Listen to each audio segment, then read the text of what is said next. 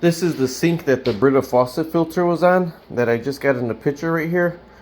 It fills up with water, so it puts a lot of weight right here. Now granted, we had it on it for 2 or 3 years, maybe even 4. We replaced the filters constantly, but with the weight and moving this back and forth, this cracked right here, and I never had one of these crack in my entire life. So my thinking is just the weight from that for so long caused this to loosen up. You know, you move it back and forth, and it has the Brita filter with the weight of the water that's inside of it on it.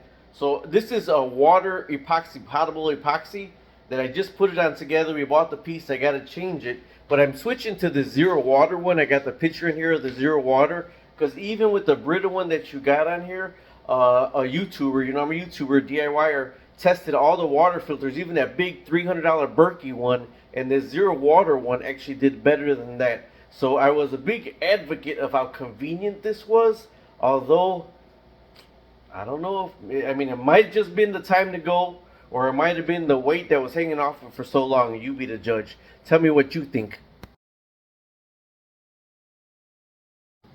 My wife just told me it wasn't 3 or 4 years. She says maybe 2 years we had that on the filter.